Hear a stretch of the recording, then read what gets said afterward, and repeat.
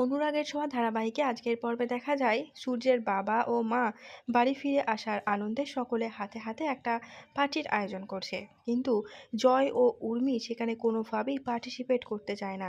সোনা ও রূপা এসে জয়কে কনভিন্স করার চেষ্টা করে। রূপা তার কাকায়ের হাত ধরে বাচ্চাদের মতো বায়না করতে থাকে। জয় রূপার হাতটা সরিয়ে দেয়। সেলিব্রেশনের কেকও চলে আসে, তখনই আবার টেনশন শুরু হয়ে যায়।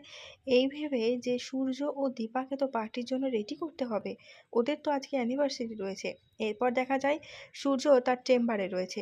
সোনা সেখানে গিয়ে জামার প্যাকেটটা হাতে দিয়ে বলে, রূপা আর আমি এটা কিনেছি তোমার জন্য, তুমি একবার পরে দেখো তো ফিট হয় কি না। এদিকে দেখা যায় চারু ও সাক্ষ্যদীপ বাবু চলে যাচ্ছে, তখনই সেখানে রূপা এসে বাবাকে জড়িয়ে ধরে।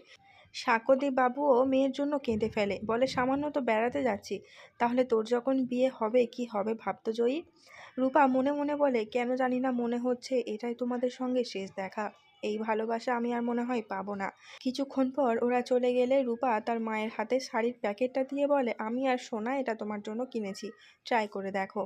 সাক্ষ্যদীপ বাবু বাইরে এসে রূপার জন্য প্রার্থনা করে, বলে জানি না এখন আমার বিদেশে যাওয়া ঠিক হচ্ছে কি না, কিন্তু না গেলেও সেটা চারুর জন্য ঠিক হবে না, তুমি রূপাকে ভালো রেখো। এরপর চারু এসে ঠাকুরকে বলে, ভাগ্য করে এমন একটা মানুষকে সারা জীবনের জন্য আমি পাশে পেয়েছি, তুমি ওনার সমস্ত মনের আশাকে পূর্ণ করো, আর সাথে আমার মেয়ে অলিকেও তুমি ভালো রেখো। বাড়িতে দেখা যায় উর্মি রান্না করছে সবাইকে সারপ্রাইজ দেওয়ার জন্য, কিন্তু রান্নাতে এত নুন হয়ে গেছে যে সেটা কোনোভাবেই মুখে দেওয়া যাচ্ছে না। এটা নিয়ে বাড়িতে কলরব শুরু হয়। দেখানো হয় এয়ারপোর্টে বড় ধরনের কোনো একটা অ্যাক্সিডেন্ট হয়েছে, চারিদিকে লোক ছুটোছুটি করছে আর ধোঁয়ায় ভর্তি।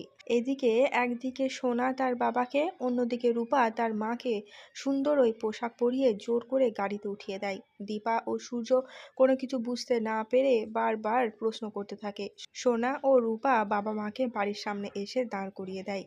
এরা দুজনে দুজনকে দেখে অবাক হয়ে দুজনেই প্রশ্ন করে, কি ব্যাপার এত সেজেগুজে কেন।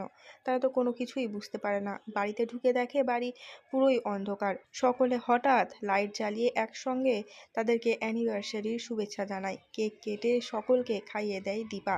দীপা মনে মনে তাদের পুরনো দিনের কথা ভাবতে থাকে, বলে আমরা সবাই একসঙ্গে থাকলেও বাবা মা আমাদের সঙ্গে নেই, বাবা মাকে আজকে খুব মনে পড়ছে। তখনই সূর্যের বাবা টলমলো পায়ে বাড়িতে ঢোকে। ওনাকে দেখতে খুবই ক্লান্ত ও জীর্ণ লাগছে। দীপা বাবা বলে চিৎকার করে ওঠে।